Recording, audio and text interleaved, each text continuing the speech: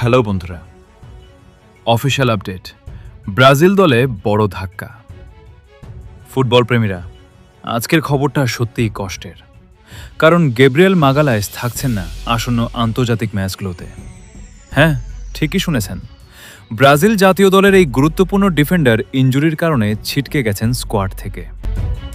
কি ঘটেছে আসলে?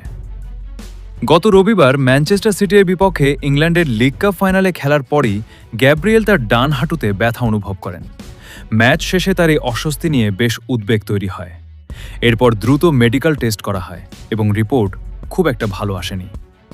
ডাক্তাররা নিশ্চিত করেছেন এই আন্তর্জাতিক বিরতিতে খেলার মতো ফিট নন তিনি। কোনো ম্যাচগুলো মিস করবেন? গ্যাব্রিয়েল মাগালেস খেলতে পারবেন না ব্রাজিলের দুটি গুরুত্বপূর্ণ প্রীতি ম্যাচে, ফ্রান্সের বিপক্ষে, ক্রোয়েশিয়ার বিপক্ষে। এই দুই ইউরোপিয়ান দলের বিপক্ষে ম্যাচগুলো ছিল বিশ্বকাপের প্রস্তুতির জন্য অত্যন্ত গুরুত্বপূর্ণ। তাই এই ইনজুরি ব্রাজিল দলের জন্য বড় ধাক্কা বলেই মনে করছেন বিশ্লেষকরা। আরও চমকপ্রদ সিদ্ধান্ত। সবচেয়ে অবাক করা বিষয় হল, তার পরিবর্তে আর কোনো খেলোয়াড়কে দলে ডাকা হবে না। মানে বর্তমান স্কোয়াড দিয়েই ম্যাচগুলো খেলবে ব্রাজিল।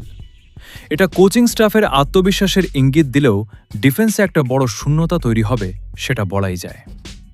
দলের ওপর প্রভাব কেমন হবে? গ্যাব্রিয়েল শুধু একজন ডিফেন্ডার নন, তিনি ব্রাজিলের ডিফেন্স লাইনের অন্যতম স্তম্ভ। তার ফিজিক্যাল স্ট্রেংথ, এরিয়াল ডুয়েল জেতার ক্ষমতা এবং পজিশনিং সব মিলিয়ে তিনি দলের জন্য খুবই গুরুত্বপূর্ণ। তার অনুপস্থিতিতে ডিফেন্স কিছুটা দুর্বল হয়ে পড়তে পারে, বিশেষ করে যখন প্রতিপক্ষ হিসেবে আছে ইউরোপের শক্তিশালী দলগুলো। কোচের জন্য বড় চ্যালেঞ্জ। ব্রাজিলের কোচ কার্লো অ্যানসেলোটির জন্য এটা একটা কঠিন পরীক্ষা হতে যাচ্ছে, কারণ তাকে এখন নতুন করে ডিফেন্স সাজাতে হবে এবং বিকল্প পরিকল্পনা নিয়ে মাঠে নামতে হবে। এই ম্যাচগুলো শুধু জেতার জন্য নয়, বরং ভবিষ্যতের বড় টুর্নামেন্টের প্রস্তুতির জন্যও গুরুত্বপূর্ণ। তাই প্রতিটি সিদ্ধান্ত এখানে খুবই গুরুত্বপূর্ণ। ফ্যানদের প্রতিক্রিয়া। সোশ্যাল মিডিয়ায় ইতিমধ্যেই ভক্তদের হতাশা দেখা যাচ্ছে। অনেকেই বলছেন এই ম্যাচগুলোতে গ্যাব্রিয়েলের অভাব খুব ভালোভাবেই টের পাওয়া যাবে। আবার কেউ কেউ আশাবাদী, নতুন বা কম সুযোগ পাওয়া খেলোয়াড়রা নিজেদের প্রমাণ করার সুযোগ পাবে। এখন সামনে কি? সবাই এখন অপেক্ষা করছে ব্রাজিল এই চ্যালেঞ্জ কিভাবে সামলায়। ডিফেন্সে পরিবর্তন এনে তারা কি একই শক্তি ধরে রাখতে পারবে, নাকি গ্যাব্রিয়েলের অনুপস্থিতি বড় প্রভাব ফেলবে?